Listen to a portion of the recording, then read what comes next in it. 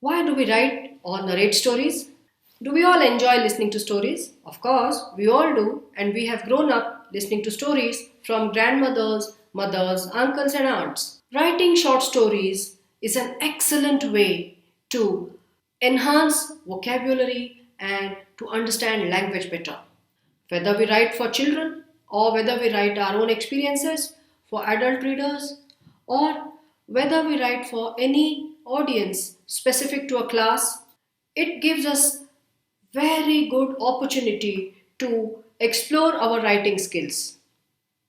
The most important thing in life is to be able to narrate oneself.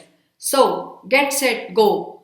Listen to stories, tell stories, and write stories too. But let's begin with small stories in the beginning. Why?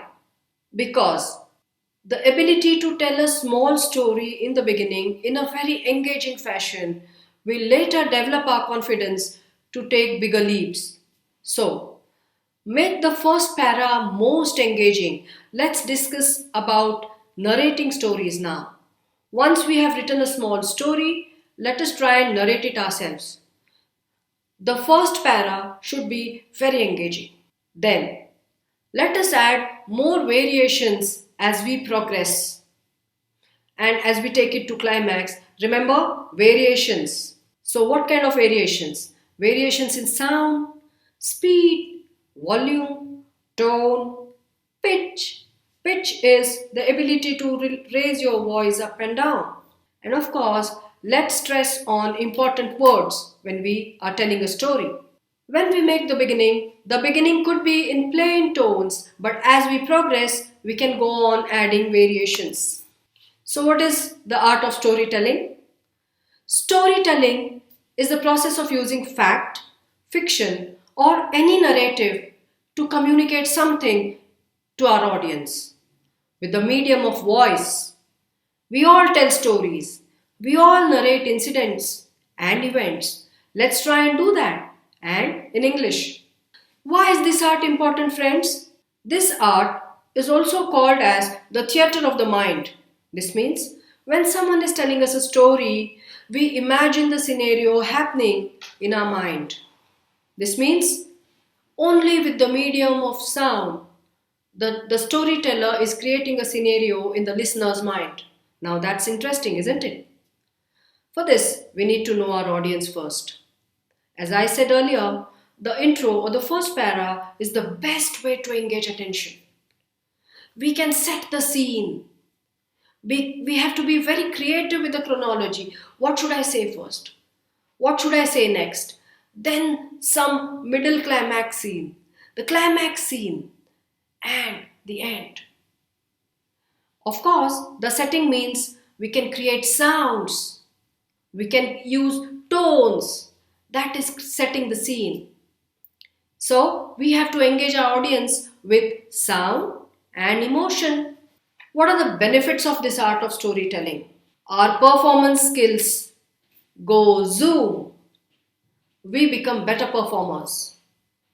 This leads to personal confidence. One can play with one's abilities in narration and presentation. That's so interesting, isn't it? We can master public speaking. Well, before we go ahead and try telling a story ourselves, some more tips. As I said, immerse the audience in the scenario that we are trying to narrate. Create the setting with sound and punctuation, add contrast, develop the narrative from point to point. The story should move from one para to another para to another para. And we need to end with a positive takeaway. This means the moral of the story should be clear. Using suspense is a big tool. We can create suspense. For instance, you're trying to tell a story about some theft or murder. Let us not declare in the beginning who the murderer is. We have to keep it in the reserve. Suspense is very interesting and very thrilling. Also, we can narrate a personal story. What has happened in my life? We can narrate some personal incidents because people connect with it very well. Let us look at this story. Can you just join me for one para of reading? Once upon a time, there was a turtle that enjoyed taking walks around the lake. While walking one day, the turtle met a speedy rabbit.